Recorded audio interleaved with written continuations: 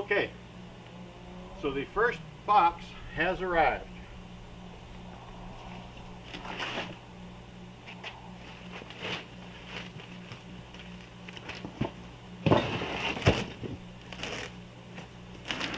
There it is.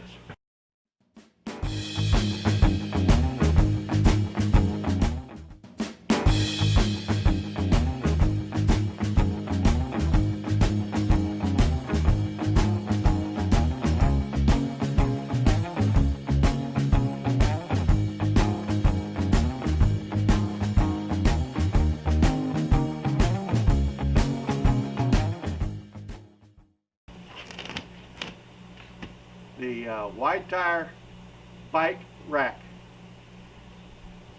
Overdrive, and it's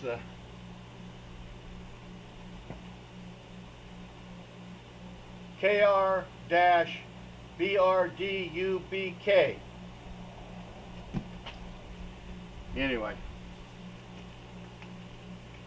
just know it's the wide tire bike rack, and hopefully, obviously, I've done reviews or research on this, and all the research says that this is a very sturdy, well-built bike rack, and it didn't cost the $300-400 like most of them that you find like this. This was $169 off of Amazon. I'm not going to put an affiliate link in the bottom or anything. You can search for it.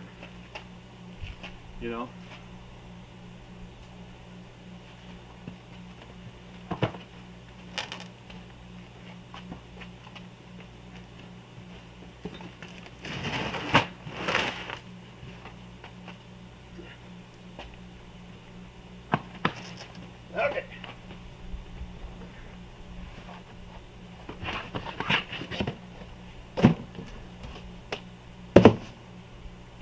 Well, one of the reviews I saw said that the styrofoam, when they got it, was all crumpled up inside and nothing but a bunch of little pieces, but this is all fine.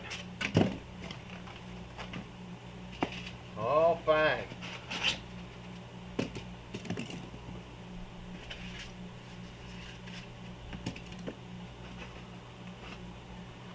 Okay.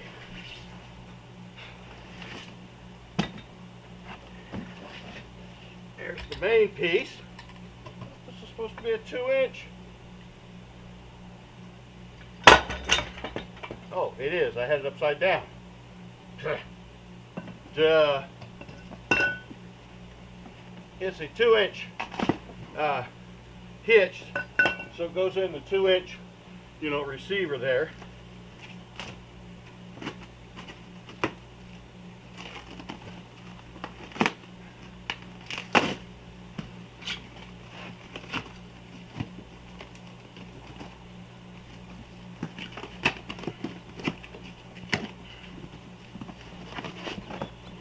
Okay, instructions. Guys don't read instructions until they can't get it together, and then their wife says, read the instructions, and it works out. A little bag full of the straps, Velcro straps, and nuts and bolts and stuff. One of the top supporting latches, all well padded.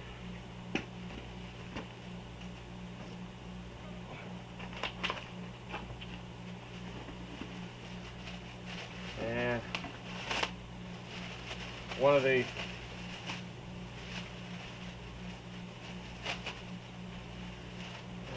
leg pieces, if you will, for the tire to sit in.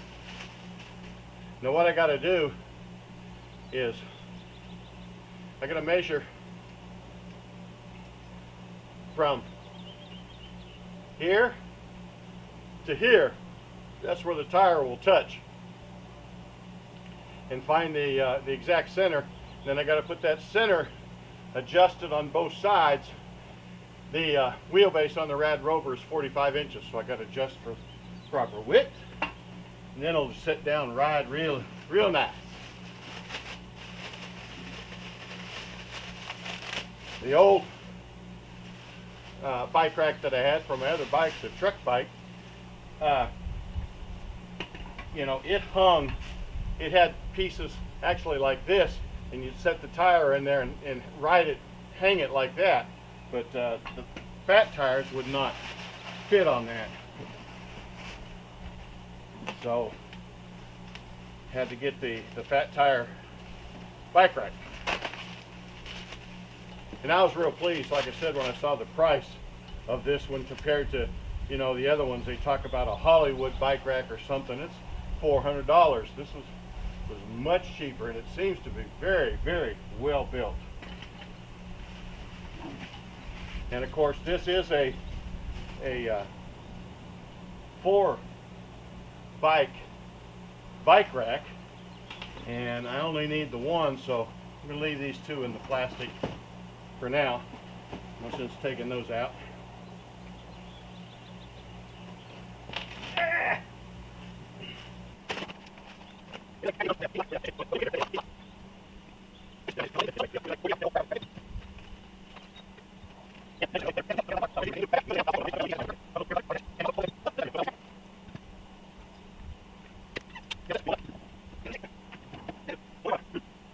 Let me see.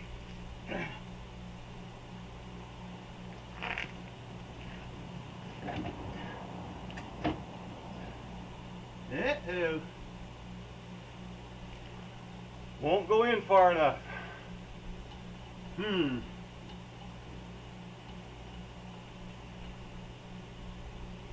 I have to work on that.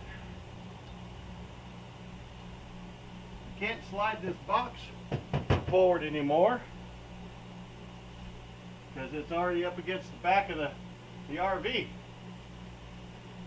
Well, that's a problem.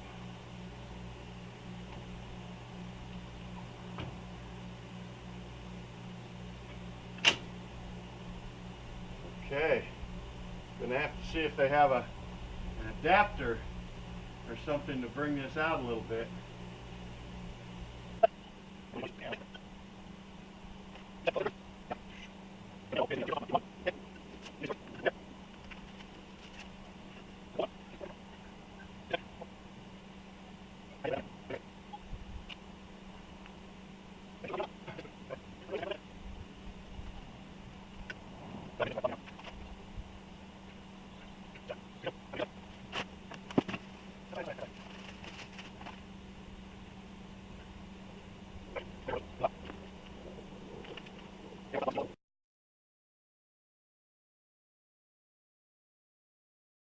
Okay, I'm back. I had to go get an extension to put in there. This, if I didn't have the box on there, of course, the rack would fit all the way up in the receiver and be fine, but it's hitting the edge of my box, and I don't want to move the box, so I needed to get this extension here, and this ought to work just fine. And right now, I'm just going to put a pin in the front one in there, and it'll hold for now until I get a lock to put on it.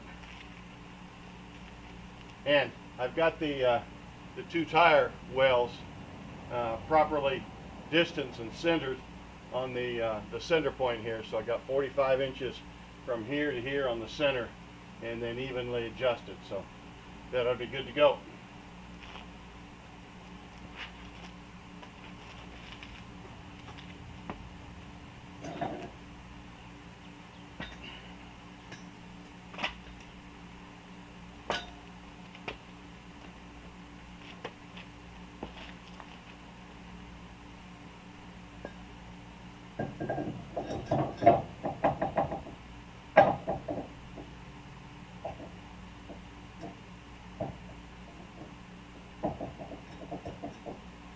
That's going to wobble, so I'm going to take some duct tape, wrap it around there, so when I put it in, it's firm, it won't move. So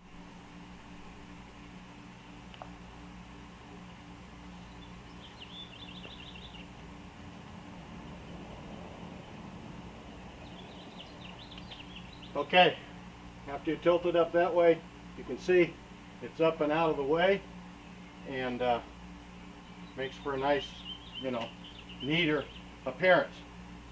And we'll go from there. Once I get the bike, I'll set it on, measure the distance between the, you know, the inner. If I put the tube, the wheel chocks, if you will, on the other side, and see if I've got the room to clear the